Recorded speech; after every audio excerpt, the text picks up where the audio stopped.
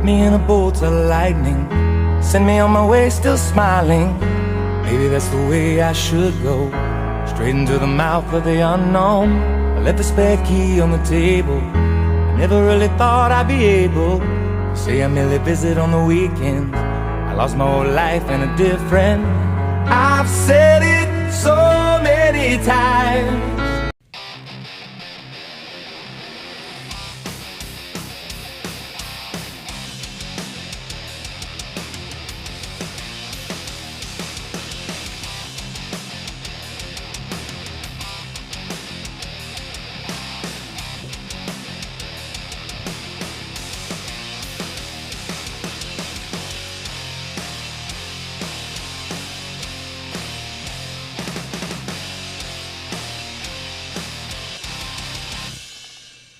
Hi, everyone. Welcome to Packers Unscripted from Packers.com. I am Mike Spofford, joined by my trusted colleague, Wes Hodkiewicz. We're coming to you here from our studios at Lambeau Field. Wes, I know I ended yesterday's show by saying we were going to discuss Wild Card weekend and all four of the games coming up here, and we will certainly do that, but a couple of pieces of Packers news. We got news to take care of first.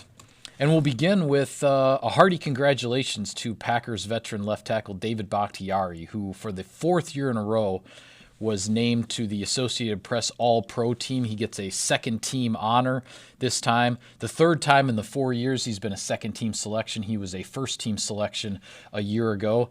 And as we talked about on yesterday's show, early in the season, some uncharacteristic performances from him. But the second half of the year in particular, he has been the rock-solid left tackle, blindside protector, as well as a heck of a run blocker this year, I think, too, that Matt LaFleur and Aaron Rodgers and everybody associated with that offense has come to count on. Well, I think when you actually break it down and when this thing is all said and done, you're going to remember David Bakhtiari not only for being one of the best linemen in Packers history, but also being one of the most athletic, too. And I think over the last 2-3 seasons, he's been able to show more and more of that and get comfortable in those different aspects of the game.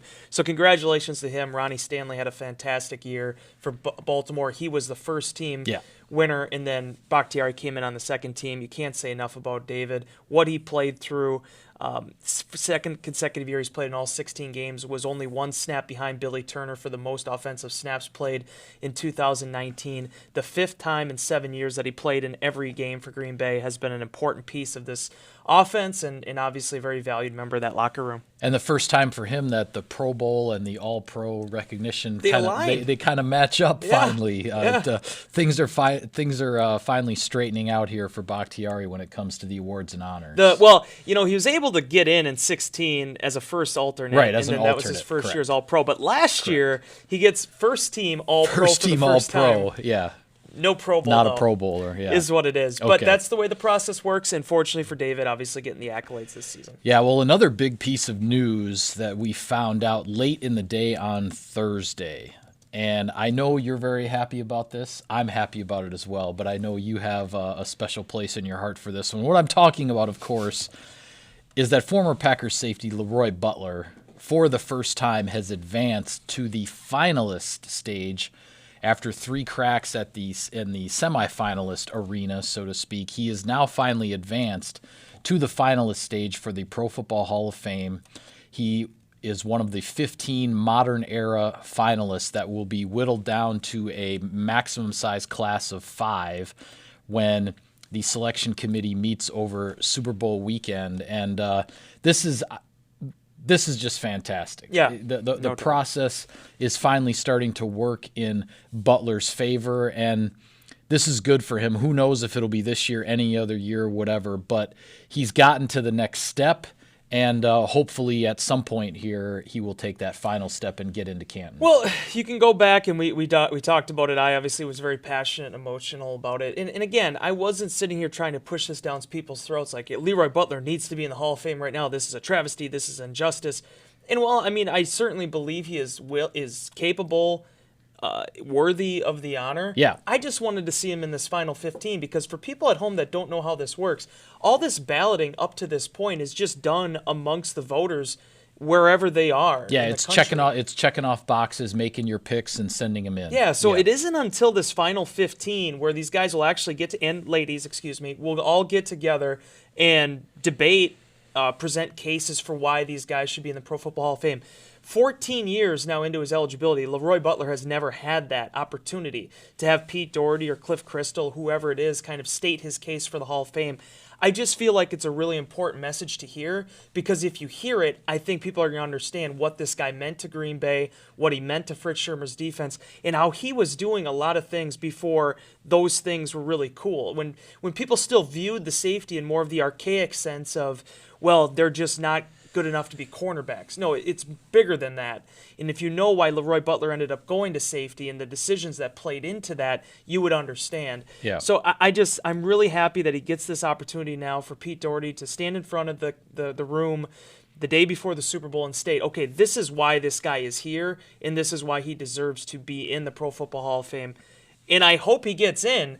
But I'm just saying, just to be able to have that conversation is very important. Yeah, I agree. I think for those who have followed the story and are obviously hoping for Butler to get in, regardless of what happens on Super Bowl weekend, don't be discouraged if he doesn't make it, because what he did now this year, getting to the finalist stage, is a huge step in the right direction. Because just as an example, another safety who's a finalist, John Lynch, this is his 7th time as a finalist, and he has yet to get in. I'm not saying that Butler is going to be a finalist that many times or it's going to take that long. I really don't know. But just if he doesn't get in this first time being a finalist, don't think like, oh, all hope is lost, it's never going to happen. He's taken another step in this process that is very important. And I'll just say, you and I were talking about it yesterday when we got the news. There are 4 safeties now that are finalists in this group of 15. John Lynch, Steve Atwater, Troy Polamalu is a first ballot. This is his first year to be eligible for the Hall of Fame. Yeah. He's a finalist, as well as Butler. So the fact that there are 4 safeties out of the 15, that probably doesn't bode well necessarily for Butler's chances this year. And we're even talking also, when you look at next year, a few first ballot guys across the league, Peyton Manning, Charles Woodson, Calvin Johnson, are all going to be eligible for the first time in 2021. That's going to be a tough modern era class of 5 to crack if all 3 of those guys get in on the first ballot. But the fact that Butler has gotten to this stage now, it bodes well for these essentially he's got about a decade now where he'll still be in this modern day process before he would have to resort to the senior committee. And the fact that he's got this 10 years now where he's made finalist for the first time is a really good sign. Yeah, and for people that don't really know what this means at home, you get 25 years after the time in which you've played to have a window to be a modern era candidate. So 25 years from when you're eligible. When you're eligible, right? 5 years which after is 5 you years play. after retirement. Yeah. So there I am making things making muddy water even muddier. It is hard to keep track of all the numbers, though. But this is why it's kind of important as it relates to Butler, because this is year 14 for him. He has 11 more years to get in as a modern era finalist. So one goes back to a conversation I've had with him several times. He feels like he'll get into the Pro Football Hall of Fame at some point. The question was whether it can be in that 25-year window or if it would be as a senior nominee down the line. Yeah.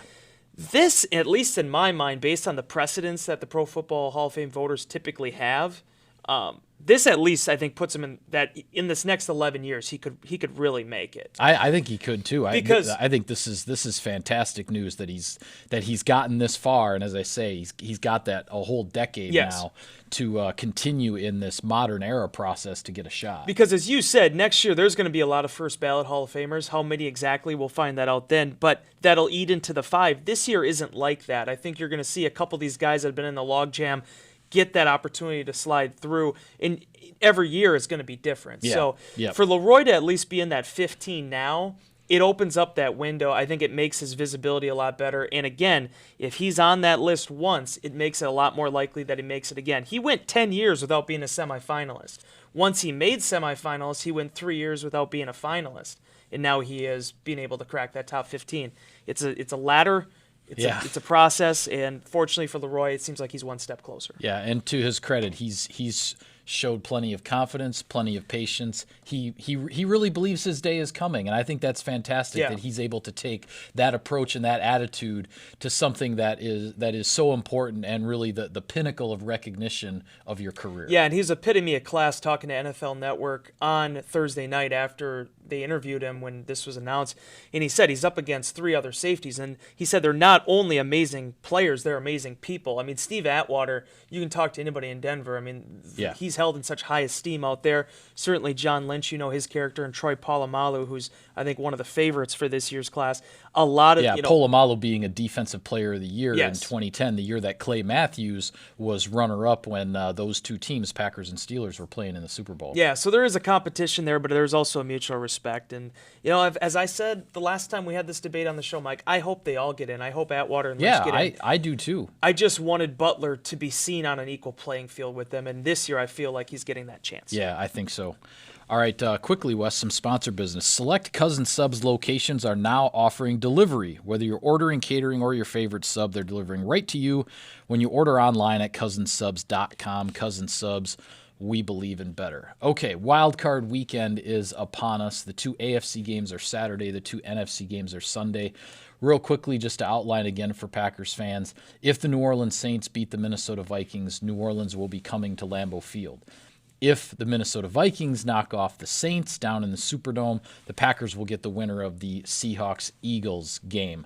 But starting with Saturday, the 2 AFC games, you have Buffalo traveling to Houston and Tennessee traveling to Foxborough to take on the Patriots. What are your initial thoughts here on these first 2 AFC playoff games? My initial thoughts is I'm going to be busy on Saturday afternoon. It's my wife's birthday, so I don't know if I'm actually going to be able to. Happy birthday, Caitlin. Yeah.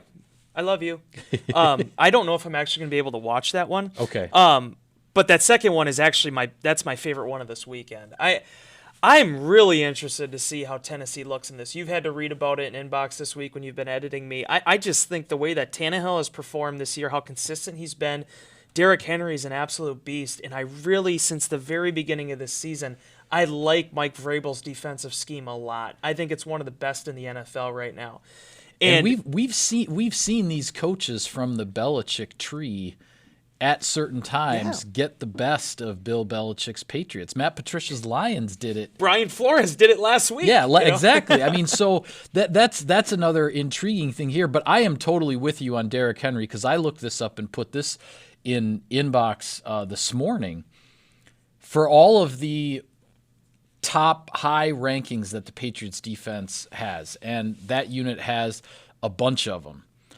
There's one that sticks out that's not in the top 10, and it's average yards per carry allowed to opposing running games. They're like 14th, which isn't bad, but all of their other defensive rankings, they're first in this and fifth. I think they're sixth in total rushing yards allowed, but that 14th in yards per carry, it just, to me, it seems if Tennessee can stay in this game, because the Patriots, they've put up points, they've had their share of blowout wins, they get teams that aren't going to run the ball that much. So, but if Tennessee can stay in this game and get Derrick Henry going, and and make it a 4-quarter game where they get to feed Derrick Henry for 4 quarters, I think Tennessee has a great chance to knock off the Patriots on the road here. Yeah, and the Patriots, this is why it's a compelling matchup for me, is the Patriots, this is a gut check for them.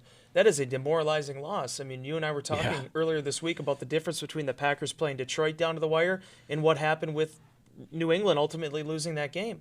The Patriots are playing this week. The Packers are resting themselves. So this is a difficult situation to be in right now. And seeing how Bill Belichick, Tom Brady, and the rest of that team rebounds from it, it's going to be interesting because if you look at the statistics since last year when Matt LaFleur, as offensive coordinator, turned the keys to the backfield over to Derrick Henry, the production has been there for this offense. And now that Tannehill's the one that's actually behind center, it's been a big difference. Yeah. Do you think this is the year that Buffalo chalks up a playoff victory? They've had, a couple of playoff appearances here off and on. Yeah. Do you think they go into Houston and get the W? Well, this is the other side of it too, right? I mean, the big thing with Houston has been they've been able to make these playoff runs, but they haven't been able to go very far. Right. So there's a lot on the line for both of these teams. Yeah.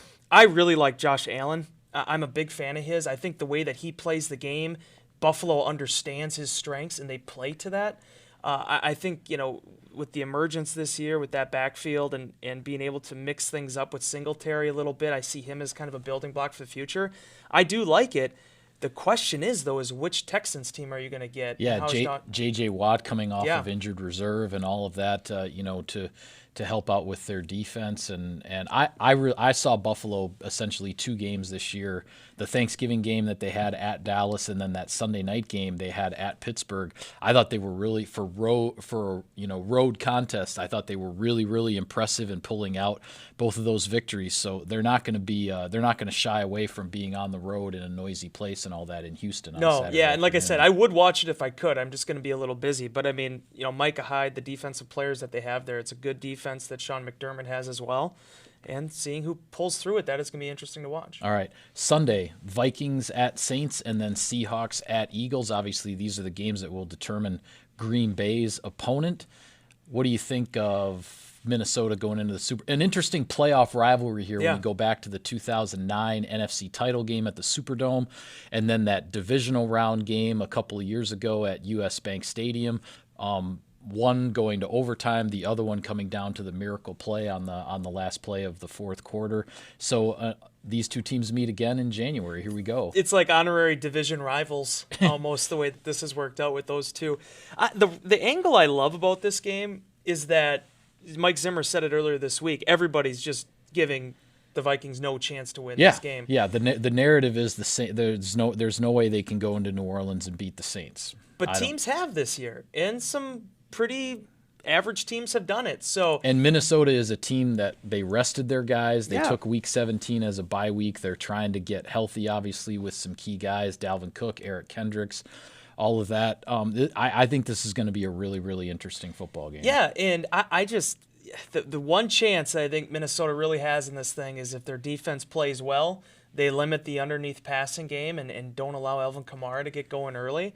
And then defensively, or I should say offensively on their side of things, how does Kirk Cousins look against the Saints defense? Yeah. Because I think Dalvin Cook is good enough, even against a good run front, he's going to be able to get his yards. What do they do off of that? Can they get the play action going? Can they do that inside the Superdome? There's a lot to like about that matchup. Yeah, when I think about the Minnesota defense, we saw them get worn down in the second half against the Packers in that Monday night game in Week 16. They do have a lot of guys on that defense who have been around a while. They're not young players anymore, but they were able to kind of take the week off in Week 17, rest up, recharge. I think Minnesota's defense will they're counting on looking like the defense they planned on being all along. Seattle at Philadelphia. This is actually a regular season rematch. Seattle won at Lincoln Financial Field earlier this season. I think both teams, in a way, kind of in a different place right now. Though certainly the Eagles are, with the way they finished the regular season, knocking off the Cowboys, then getting the Week 17 victory they needed to get into the postseason. And the Eagles at 9-7, they're that team where we're saying, hey, it is a brand new slate. Yeah. Here we go. Let's see if we can make another run like they did a couple years ago. And it has to be on Russell Wilson's shoulders. It really does. Watching all of that San Francisco game and seeing what they're dealing with right now in their backfield, I think Homer has a little bit of explosiveness that can help them. Certainly, Marshawn Lynch showed he still had some hops on the goal line. But let's be honest, Mike, this is going to be up to Russell Wilson to guide this team as long as they can go. With the injuries that they've had to weather and how this season has played out for them, it has to be him. He has to play well for them to go far in this postseason. As far as the Eagles are concerned, it's funny. I think Carson Wentz is about as underrated as you can get for a guy that was a top pick. Yeah. I just feel like he doesn't quite get the respect he deserves for how he's really pulled Philadelphia through this season. And this is interesting because he wasn't a part of the playoff run from a couple years ago. Obviously, this it was all chance. Nick Foles. So this is Carson Wentz introducing himself to the playoff world, so to speak. And like I said, with Wilson having to kind of guide Seattle through the injuries they've had, Carson Wentz, I mean, the Eagles' offense has had as bad a luck as any team in the NFL this season, specifically at their receiver position. Jordan Howard sounds like he's getting healthy again, though. That'll be important. Could be potentially in the cards for them. I thought before his injury he was playing really well, was getting into a groove, had sort of solidified himself as the number one back. Certainly Miles Sanders is there as well. It's going to be a good matchup because I think it's going to be tough for both of these teams to mount a big run because of just how banged up they've been. But I think they both showed a lot of grit these last weeks of the season to put themselves in a position right now to have this opportunity. Well, I will be sitting there at my house on Sunday with my computer open because if New Orleans wins, I'll be quickly writing something to put up on our site that the Saints are coming to Lambeau Field. And if the Vikings win, then I'll be ready for when the Seahawks-Eagles game ends to get that story up on the website as to the Packers' next opponent. But it should be a fun weekend of football. Hey, what's up with the AFC on Saturday and NFC on Sunday? People have been asking me about that. I answered a question. I answered a question in inbox about this. I think it kind of started with the fact that because the league knew the NFC West loser from that Sunday night game in Week 17 was going to have to travel cross-country, essentially, to Philadelphia, they gave Philadelphia the late Sunday afternoon slot. Okay. They gave them the latest possible slot to be fair to those two NFC West teams that got flexed into that Sunday night game. That makes sense. sense.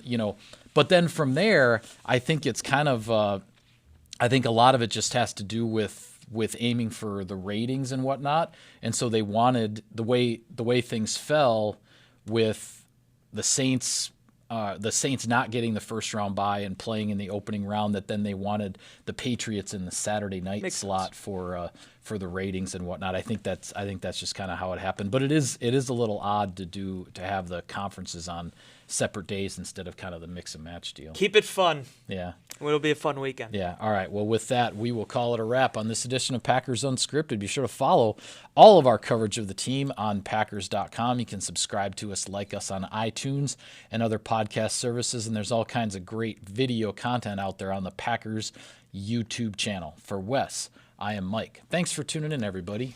We'll see you next time.